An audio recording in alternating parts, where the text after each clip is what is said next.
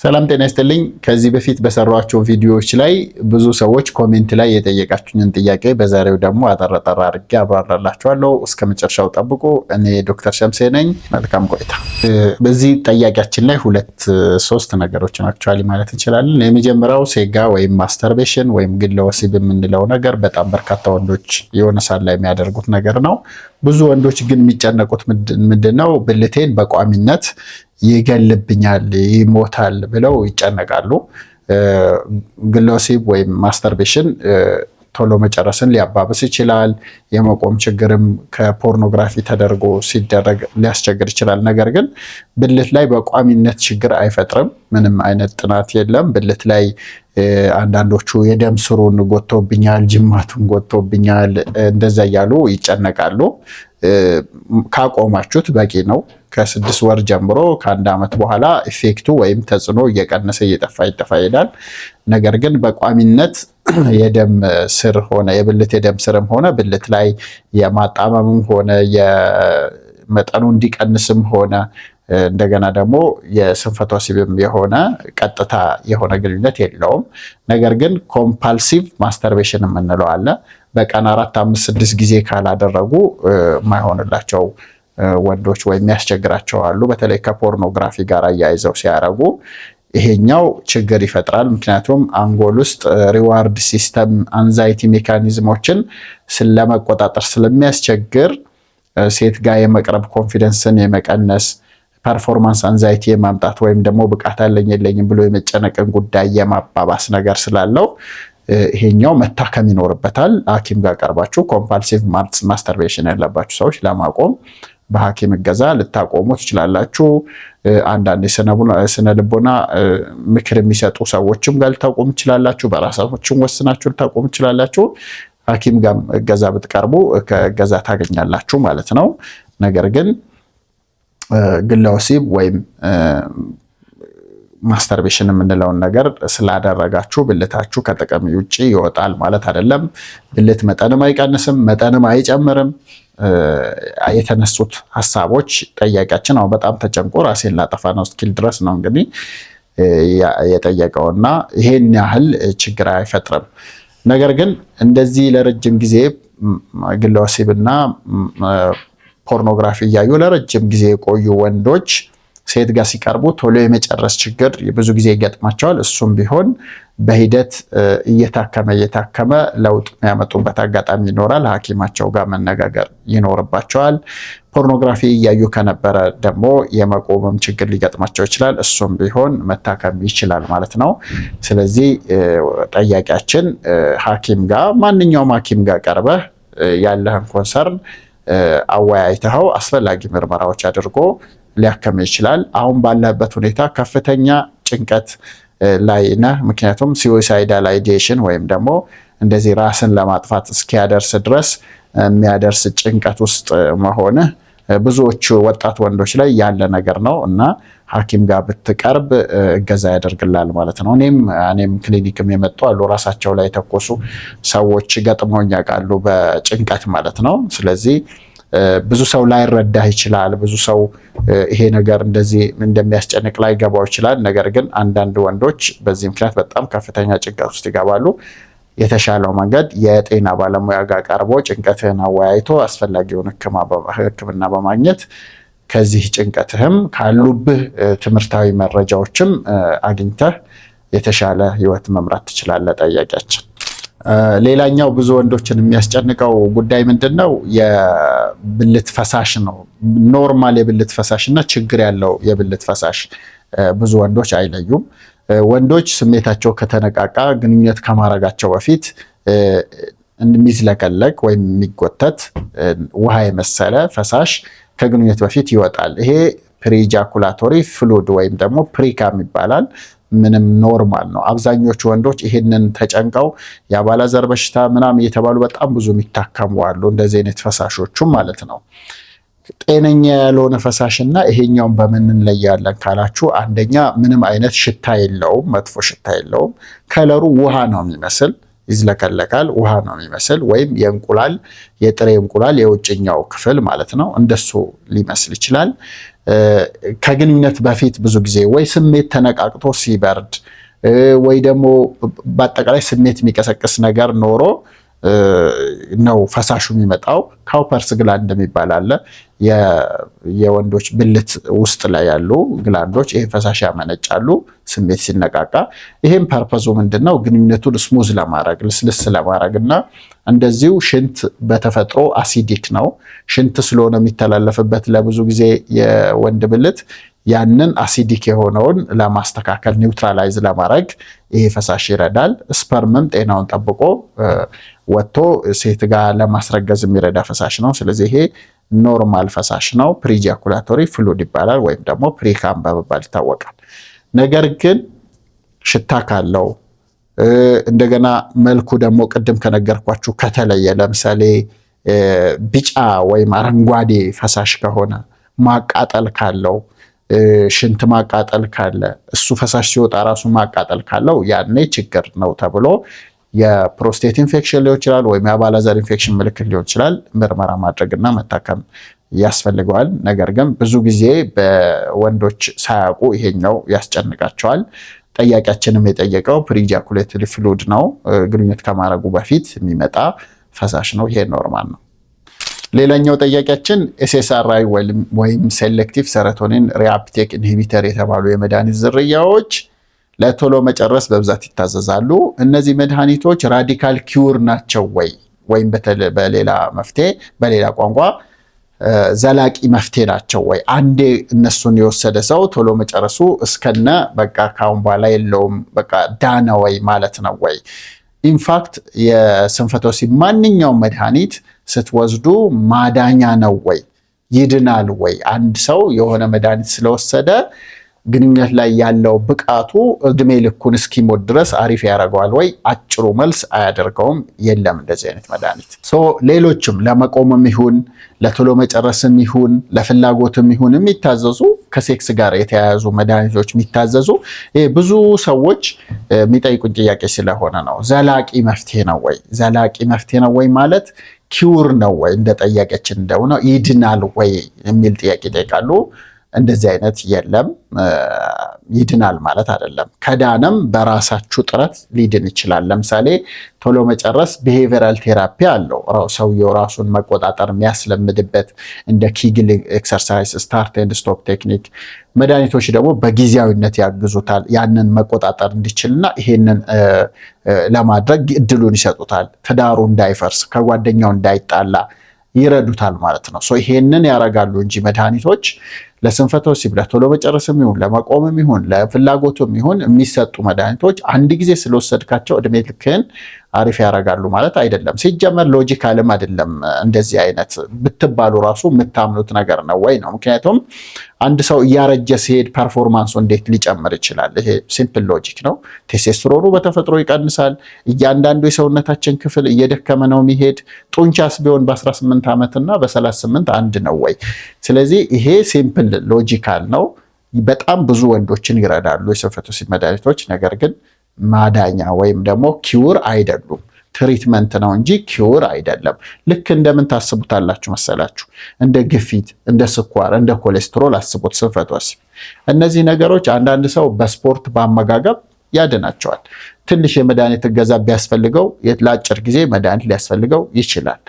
በተጨማሪ ግን ይህ ሰውዬ በተዘናጋ ቁጥር አመጋገቡን ካላስተካከለ፣ ስፖርት ካልሰራ፣ ክብደቱን ካልቀነሰ፣ ሱሶች ከበዙበት፣ ዝም ብሎ የሚጠጣ ከሆነ፣ ጣፋጭ ነገር በጣም የሚያበዛ ከሆነ ተመልሶ ከነበረበት ወደ ባሰም ራሱ ሊሄድ ይችላል። ይሄ የህመሙ ባህሪ ነው ማለት ነው። ስለዚህ ቶሎ መጨረስም ይሁን የመቆምም ችግር ይሁን እነዚህ መሰረታዊ ምክንያታቸው ተፈቶ የሚሻላቸው ሰዎች አሉ። ለምሳሌ ቶሎ መጨረሱ በመጨናነቅ ብቻ ከሆነ ጭንቀቱ ሲፈታ ይድናል ይህ ሰውዬ።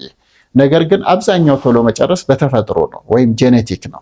ስለዚህ አንጎልን በማላመድ ራስን በመቆጣጠር ትሬን በማድረግ እና ለረጅም ጊዜ ዲሲፕሊን እንደሆነው በመቆየት ይሻሻላል እንጂ የሆነ መድኃኒት ስለዋጥን ወይም የሆነ ፒል ስለዋጥን ወይም የሆነ ክሬም ስለተቀባን ኪውር ይሆናል ወይም ደግሞ ይድናል ማለት አይደለም።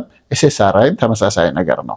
ሴሌክቲቭ ሴሮቶኒን ሪአፕቴክ ኢንሂቢተር የተባሉ የመድኃኒት ዝርያዎች በጣም በስፋትና በጥሩ ሁኔታ ለቶሎ መጨረስ መድኃኒቶች ናቸው። በመላው ዓለም የሚታዘዙ መድኃኒቶች ናቸው። ያለን አማራጭ ከረንትሊ እነሱ ናቸው በጥሩ ሁኔታ ሪስፖንስ የሚሰጡት ማለት ነው።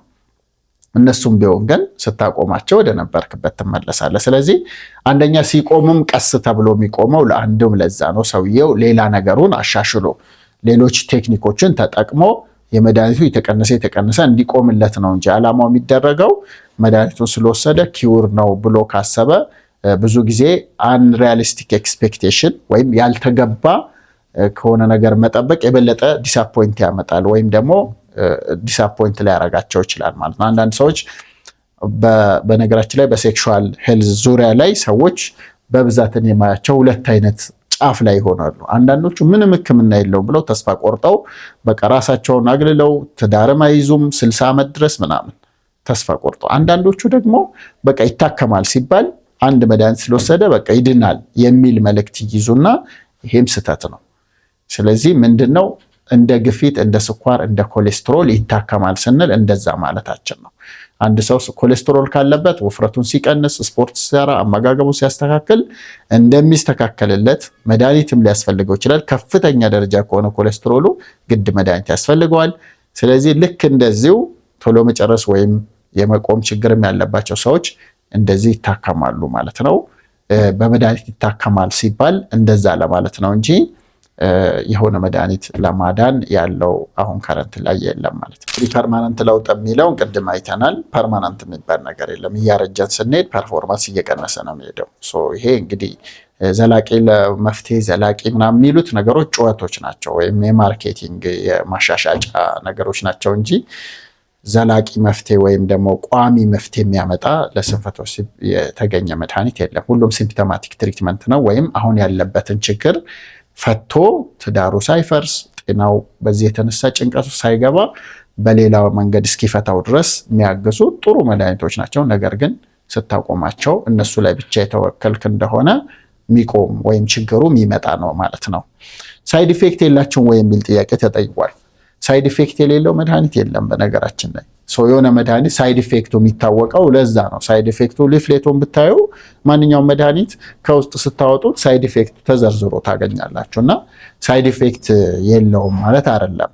ምንድነው ብዙ ሰዎች በነገራችን ላይ በሽታው ምን ይፈራል? ስንፈተ ወሲብ ቶሎ መጨረስ በሽታው ራሱ ያስጨንቀዋል። ነገር ግን ከዛ እኩል ደግሞ መድኃኒቱም ያስጨንቀዋል። ለምን? መድኃኒቱ ሳይድ ኢፌክት ያመጣበኝ ይሆን ወይ መድኃኒቱ እንዲያረገኝ ይሆን የሚል አግባብነት ያለው ጭንቀት አለ። መድኃኒቶች ሳይድ ኢፌክት አላቸው። ሳይድ ኢፌክት አላቸው ማለት ግን ሳይድ ኢፌክቱ አንደኛ ሁሉም ሰው ላይ ይከሰታል ማለት አይደለም። ሳይድ ኢፌክቱ ደግሞ ቋሚ ነው ማለት አይደለም። ስለዚህ ሳይድ ኢፌክት ሊኖር ይችላል። ኢንፋክት 10% አካባቢ ሰዎች ሳይድ ኢፌክቱ ይገጥማቸዋል። ስለዚህ እንደዚህ ሲገጥማቸው ሳይድ ኢፌክቱ ራሱ ማኔጅ ይደረጋል ወይም ይታከማል ማለት ነው። መድኃኒት መቀየር ሊሆን ይችላል፣ መጠን መቀነስ ሊሆን ይችላል፣ ወይም ደግሞ ጭራሽ በቃ አይነቱን መቀየር ሊያስፈልግ ይችላል የህክምናውን። ስለዚህ ሳይድ ኢፌክቶች ይኖራቸዋል ማለት ነው።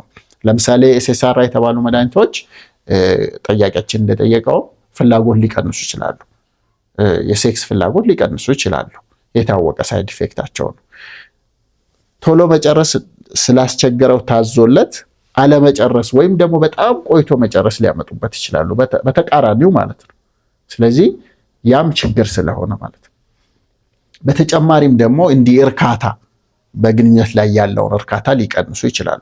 እንግዲህ እነዚህ ነገሮች በሁሉም ሰው ይሆናሉ ማለት አይደለም። በጣም በትንሽ ሰዎች ይሆናሉ። ግን ሪሊ ይሄ የሚገጥማቸው ሰዎች ግን አሉ። ሲገጥማቸው ካዘዘላቸው ሐኪም ጋር ተመካክረው የገጠማቸው ነገር ዶክመንት ተደርጎ በዛ መሰረት ይታከማሉ ማለት ነው። ሳይድ ኢፌክት አላቸው። አብዛኞቹ ሳይድ ኢፌክቶች መድኃኒቱ ሲቆሙ የሚጠፉ ናቸው። ብዙ ሰውም ደግሞ ሳይድ ኢፌክቱ አይገጥመውም። ሲገጥመውም ደግሞ መታከም ይችላል ሳይድ ኢፌክቱ ራሱ ማለት ነው። እንግዲህ አንድ ጠያቂያችን ደግሞ የጠየቀው ምንድነው ምንም አይነት የሴክስ ፍላጎት የለኝም ምን ላርግ ነው እንግዲህ የጠየቀው። ይሄኛውን ሎ ሊቢዶ እንለዋለን። የፍላጎት መቀነስ በጣም በበርካታ ምክንያቶች ሊመጣ ይችላል። አንደኛው ምክንያት ጭንቀት ነው። ከፍተኛ ጭንቀት ካለ ፍላጎት ሊጠፋ ይችላል። ከፍተኛ ጭንቀት ያለበት ሰው ማተኮር አይችልም፣ እንቅልፍ ሊያስቸግረው ይችላል፣ ሊያለበው ይችላል። ይሄ ከፍተኛ ጭንቀት ካለ አንዱ ፍላጎት እንዲጠፋ የሴክስ ፍላጎት እንዲጠፋ ያደርጋል ማለት ነው። ሌላኛው ድባቴ ነው። ድባቴ ወይም ድብርት ወይም ዲፕሬሽን የምንለው ነው። ዲፕሬሽን ካለ ሁሉ ነገር ይቀዘቅዛል። ከፍላጎትም አንዱ ፍላጎቱም ይቀንሳል ማለት ነው፣ ይቀዘቅዛል። ዲፕሬሽንም ካለው እንደዚሁ ፍላጎት ሊቀንስ ይችላል ማለት ነው። ከዛ ውጪ ሆርሞኖች በተለይ የቴስቴስትሮን ሆርሞን መጠን ዝቅ ሲል ፍላጎት ሊቀንስ ይችላል። በተጨማሪ ፕሮላክቲን የተባለ ሆርሞን አለ። እሱም ከፍ ሲል ፍላጎት ሊጨምር ይችላል። ታይሮይድ ሆርሞን ዝቅም ከፍም ሲል ሊያስቸግር ይችላል ማለት ነው። ስለዚህ ሆርሞንም ሊሆን ይችላል። በተጨማሪ ደግሞ የሱሶች ካሉበት ለምሳሌ አልኮል፣ ሲጋራ፣ ጫት፣ ተደራራቢ ሱሶች ካሉም እንደዚህ አይነት ችግር ውስጥ ሊገባ ይችላል። ተጨማሪ ደግሞ ሜዲካል ኢልነስ የምንላቸው እንደ ስኳር፣ ግፊት፣ ኮሌስትሮል ካሉትም እንደዚህ አይነት ችግር ሊገጥመው ይችላል ማለት ነው። መንስኤዎቹ ብዙ ናቸው። ሕክምናውም ደግሞ መንስኤውን መሰረት ያደረገ ነው። ያው ዘመናዊ ሕክምና ሁል ጊዜ በተቻለ መጠን መንስኤው ምንድነው ከዛ ተነስቶ ደግሞ መፍትሄ ለማበጀት ነው የሚሞክረው። ስለዚህ ሁሉም ፍላጎቱ የወረደ ሰው ፍላጎቱ የወረደው በሆርሞን ነው አንልም፣ በጭንቀት ነው አንልም። ያንዳንዱ በሆርሞን ነው፣ ያንዳንዱ በጭንቀት ነው፣ ያንዳንዱ እንቅልፍ አጥቶ ነው፣ ያንዳንዱ ስራ በዝቶበት ነው፣ ያንዳንዱ ደግሞ ሆርሞኑ ተዘበራርቆ ነው። ስለዚህ ይሄንን ከሐኪም ጋር ቀርቦ ምርመራ አድርጎ የየሰው ምክንያቱም ሌላ እንደዚህ አይነት ተመሳሳይ የፍላጎት ማጣት ያለበት ሰውና እሱ ሰውዬ መንስኤያቸው የተለያየ ሊሆን ይችላል። ይሄን ቀርቦ ተመርምሮ መታከም ይችላል ማለት ነው። ሰው የፍላጎት ማጣት በተለይ ከ6 ወር በላይ የዘለቀ ከሆነ ትዳር ላይ ጫና ይፈጥራል። ስለዚህ የራሱ እንደገና ይሄ ሌላ ጭንቀት ይሆናል። ቶሎ መጨረሱ በጭንቀት መጥቶ ሊሆን ይችላል። ነገር ግን እንደገና ቶሎ ፍላጎት ማጣቱ በጭንቀት መጥቶ ሊሆን ይችላል። ነገር ግን ይሄ ራሱ እንደገና ጭንቀት ያመጣል ማለት ነው። ስለዚህ ማንኛውም የሴክሹዋል ችግር ሲኖር አብሮ ሳይኮሎጂካል ጭንቀት ወይም መጨናነቅን ያመጣል ማለት ነው። እንግዲህ ሌላኛው ጠያቂያችን ደግሞ ቶሎ መጨረስም የመቆምም ችግር አለበት ነው የሚለው። እንግዲህ ይሄ ብዙ ጊዜ አብሮ ሊከሰት ይችላል። በተለይ ለረጅም ጊዜ ቶሎ መጨረስ ይኖራቸውና በወጣትነት እድሜ ዘመናቸው የመቆሙ ላይ ያስቸግራቸው ይችላሉ። ስለዚህ የመጀመሪያው ቢፈጥር እንኳን በሁለተኛው አኳኩሶ እሷንም ደስተኛ አድርጎ ወይም ደግሞ በመቀጠል ፈሳሽ ቢወጣ ራሱ በዛው በማስጨረስ ይቀጥላሉ ማለት ነው። ከዛ እድሜ እየጨመረ ሲሄድ ከ40 በኋላ በተለይ ኢጃኩሌት ካረገ በኋላ ፈሳሽ ከወጣ በኋላ ይተኛል። ስለዚህ ችግር የሚፈጠረው ያኔ ይሆናል ማለት ነው። ያኔ ምን ሆነ ማለት ነው? የመፍጠኑ እንዳለ ሆኖ ከዛ አቅም ያጣል። ከዛ ሁለተኛ ሲባል እምቢ ይላል ማለት ነው። ይሄ ሁለቱም ይባላል። ወይም ደግሞ ፕሪማቹር ኢጃኩሌሽን እና ኢሬክታይል ዲስፋንክሽን የመፍጠንም የመቆምም ችግር ሲኖርበት ማለት ነው። ያው ይሄኛው የበለጠ ያጨቃጭቃል ማለት ነው በግንኙነት መሃል። ስለዚህ እንደዚህ አይነት የሚከሰትበት ምክንያት አንደኛው ቶሎ የመጨረሱ ከድሮም ነበረ፣ ተጨማሪ የመቆም ችግር ሲጨመርበት ነው። አንዳንድ ሰዎች ደግሞ ቶሎ መጨረስም መቆም ችግር አልነበረባቸውም፣ በጊዜ ሂደት የመቆም ችግር ይገጥማቸዋል። የመቆሙ ችግር እንዳይተኛባቸው ስለሚሉት ያፈጥኑታል ወይም ደግሞ ይፈጥናል ማለት ነው ግንኙነቱ። ስለዚህ ቶሎ ያልቃል፣ እንደገና መቆምም ሁለተኛ ላይ ያስቸግራል ማለት ነው። እንደዚህ ሲሆን ብዙ ነው ምክንያቱ። ለምሳሌ አኳየርድ ፕሪማቹር ኢጃኩሌሽን የምንለው አለ። ከጊዜ ሂደት በኋላ የመጣ የመፍጠን ችግር ማለት ነው። እንደገና ደግሞ የመቆምም ችግር ይኖራቸዋል። እንደዚህ ሲሆን ብዙ ጊዜ ከሜታቦሊክ ኢልነስ ጋር ይያያዛል። ለምሳሌ ስኳር፣ ግፊት፣ ኮሌስትሮል፣ እንደገና ሆርሞናል ቴስቴስትሮን፣ ቫይታሚን ዲ፣ ፕሮላክቲን፣ ታይሮይድ ሆርሞኖች ሲዛቡ እንደዚህ ሊያመጡ ይችላሉ። እነዚህን ቼክ አድርጎ መታከም ይፈልጋል ማለት ነው። የዚህ ሰውዬ መንስኤው ምንድን ነው የሚለውን ማወቅ ያስፈልጋል። በተለይ የመቆሙ ማለት ነው። የመቆሙ ችግር ነው በዋናነት በኋላ ላይ ለመውለድም ለሪሌሽንሺፑም ችግር ሊፈጥር ይችላል ማለት ነው። ሳይኮሎጂካል ሊሆን ይችላል፣ በጭንቀት በእንቅልፍ ማጣት ቅድም እንዳልነው ሊሆን ይችላል፣ ወይም ደግሞ ኦርጋኒክ በጤና እክል ምክንያት ሊሆን ይችላል ማለት ነው። ስለዚህ ስኳር፣ ግፊት፣ ኮሌስትሮል አለመኖሩን ቼክ ማድረግ ያስፈልጋል። ሆርሞኖች ቼክ ማድረግ ያስፈልጋል። ጭንቀት ይሁን እንቅልፍ ማጣት ሐኪም ጋር ቀርቦ የተሻለ ነገር ማግኘት ይቻላል። ምልክት ነው። ይሄንን ችላ ማለት አያስፈልግም። ጤናውን መጀመሪያ ቼክ ማድረግ ይኖርበታል። ከዛ ደግሞ ሰፕሊመንቶች፣ መድኃኒቶች ለተወሰነ ጊዜም ቢሆን ሊያስፈልጉት ይችላሉ ማለት ነው። እኛ ሀገር ምንድነው ያው ቶሎ መጨረስ ብዙ ወንዶችን ያስጨንቃቸዋል። ብዙ ወንዶች ደግሞ ብዙ መቆየት ጀግና የሚያስብል ይመስላቸዋል። አሁን ጠያቂያችን እየጠየቀ ነው። የመጀመሪያው ላይ 30 ደቂቃ ቆያለሁ፣ ሁለተኛው ላይ 60 ደቂቃ ወይም ደግሞ 1 ሰዓት ቆያለሁ። እንግዲህ 1 ሰዓት ተኩል ያክል ግንኙነት እያደረገ ሊቆይ ይችላል ማለት ነው ይሄ ሰው። እንግዲህ ይሄ ዲሌይድ ኢጃኩሌሽን ነው የሚባለው። በዚህ ሁኔታ አብዛኛው ሴት ደስተኛ አይሆንም፣ እሱ ራሱ ይደክመዋል፣ ደስተኛ አይሆንም። ምክንያቱም ዲዛይረብል እንኳን ብዙ ሴቶች እንኳን ይፈልጋሉ ተብሎ የሚባለው 10 ደቂቃ አካባቢ ነው። ስለዚህ 30 ደቂቃ 1 ሰዓት ያህል ግንኙነት ማድረግ የዲሌይድ ኢጃኩሌሽን ነው ራሱ። ልክ እንደ ፕሪማቹር ኢጃኩሌሽን እሱ ራሱ ችግር ነው። በተለያዩ በጭንቀት ሊሆን ይችላል፣ በመድኃኒቶች ሊሆን ይችላል፣ በተለይ ኤስኤስአር የተባሉ መድኃኒቶች ወይም ደግሞ ሜታቦሊክ ኢልነስ እንደ ስኳር አይነት ኖሮ ሊሆን ይችላል፣ ወይ ቴስቴስትሮን አጥሮ ሊሆን ይችላል፣ ወይ ደግሞ ሪሌሽንሺፕ ችግር ሊኖር ይችላል። አንዳንድ ጊዜ ይሄ በሌላ መልኩ ሪሌሽንሺፑን ይጀምሩትና ወንዶቹ ከዛ ቢሉ የማይጨርሱበት ይሄ የገጠመኝ ኬስ ስላለ ነው።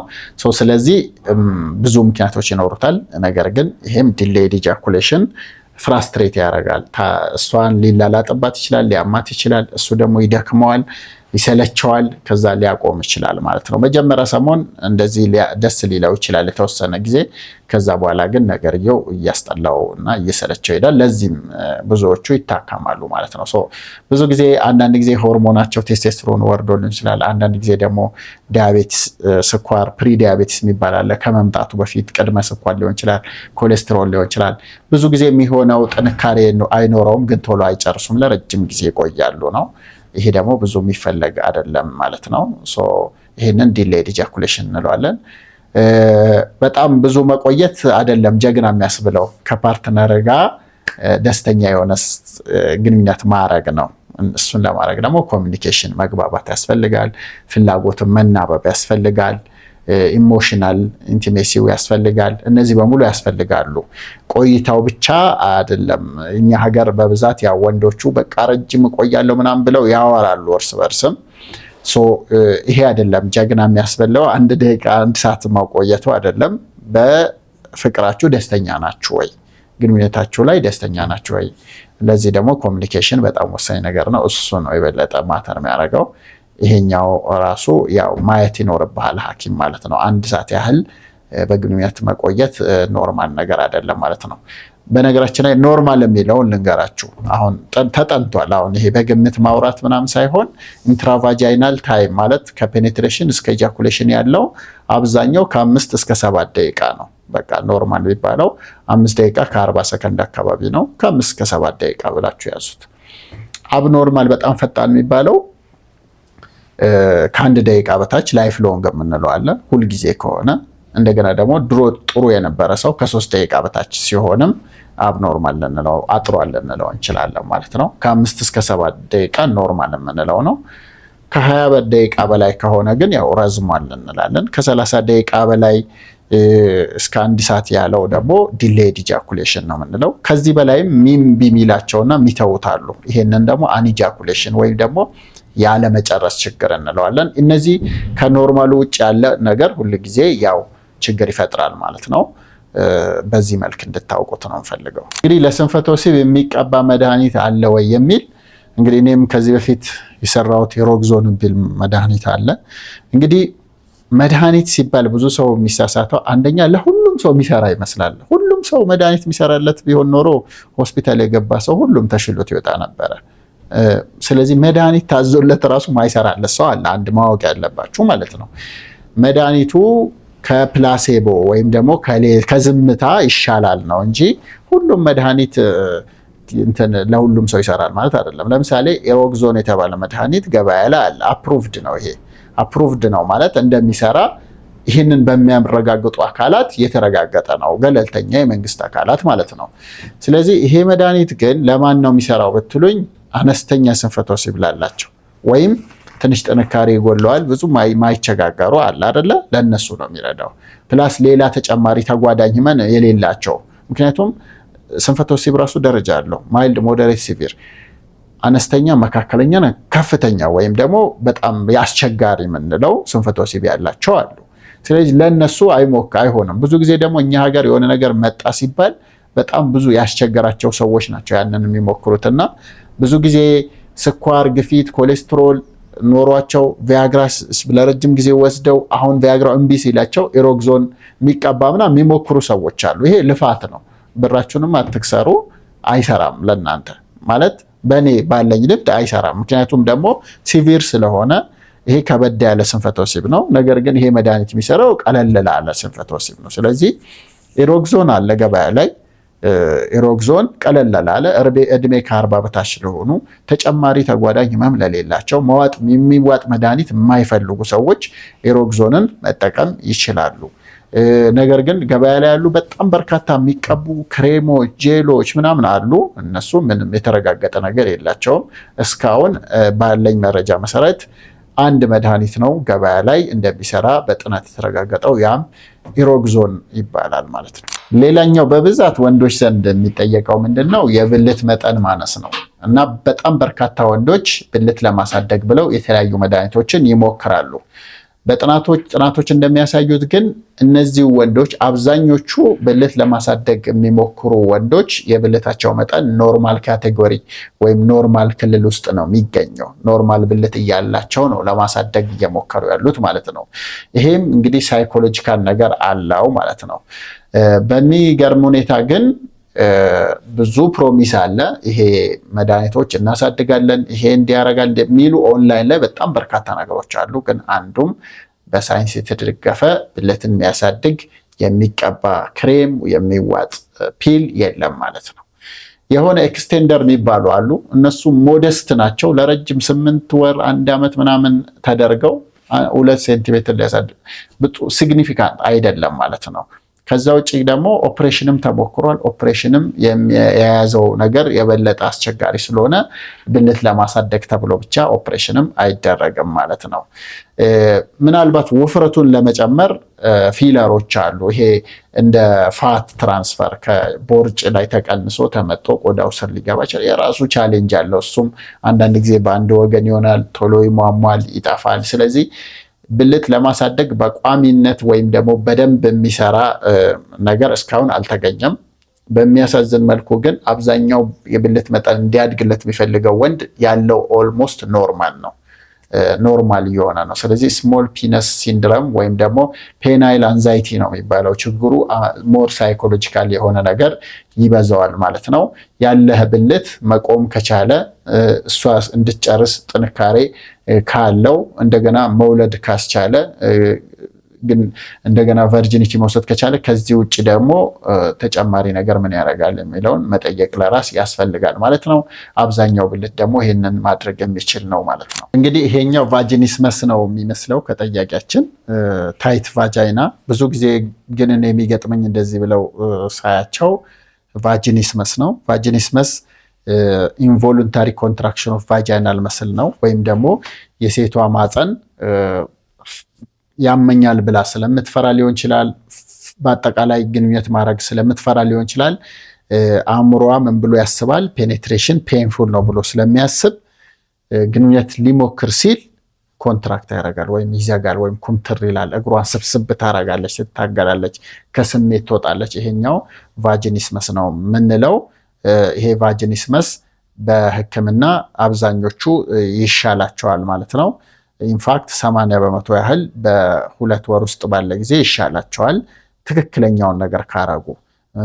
አንደኛ እውቀት ሊኖራቸው ይገባል። ስለ ካንጎል ጀምሮ እስከ ብልታቸው ያለው የሴክሹዋል ሪስፖንስ ሳይክል እንዴት ነው የሚለው ማወቅ አለባቸው። ሁለተኛ ስለ ብልታቸው በደንብ ማወቅ ይኖርባቸዋል። ሶስተኛ ደግሞ ፔልቪክ ፍሎር ቴራፒ፣ ይሄ የዳሌ ጡንቻዎችን እንዴት ዘና ማድረግ እንደሚችሉ በፊዚዮቴራፒ ገዛም ጭምር ሊያስፈልግ ይችላል። ክሬሞች ሊያስፈልጉ ይችላሉ። ዳይሌተር ሊያስፈልግ ይችላል። ስለዚህ በደንብ ሐኪም ጋር ቀርባ በመታየት ለውጥ ማግኘት ትችላለች። አንዳንዶቹ 7 ዓመት ድረስ ልጅ ሳያገኙ በዚህ ምክንያት የሚቆዩ አሉ። እኔ ፐርሰናሊ ብዙ አይቻለው። ግን ያው ዜርስ ሄልፕ ይህን ነገር ማሻሻል ይቻላል። ብዙዎቹ አለአግባብ ይሰቃያሉ ማለት ነው። ይሄ ቫጂኒስመስ ነው የሚመስለኝ ከታሪኳ እንደሰማሁት። ቫጂኒስመስ የሚለው መጀመሪያ ቼክ ታርግና ይሄ ከሆነ ሐኪም ጋር ቀርባ በደንብ መታከም ይኖርባታል ማለት ነው። እንግዲህ እስካሁን ያቀረብኩላችሁ በኮሜንት ሴክሽን በቲክቶክም በዩቲዩብም በፌስቡክም ያቀረባችሁልኝ ጥያቄዎች ናቸው። ወደፊትም እንግዲህ ጥያቄዎችን እየመረጥን እናቀርባለን። ኮሜንት ሴክሽን ላይ መጠየቅ ትችላላችሁ። በአካልም ደግሞ መታከም የምትፈልጉ ሰዎች ሐኪሞቻችንን ለማግኘት ተቋሞቻችን ጋር መታችሁ መታየት ትችላላችሁ። ከስር ባለው ስልክ ቁጥር ቀጠሮ ማስያዝም ትችላላችሁ። ለነበረን ቆይታ አመሰግናለሁ። ሰላም ሁኑ።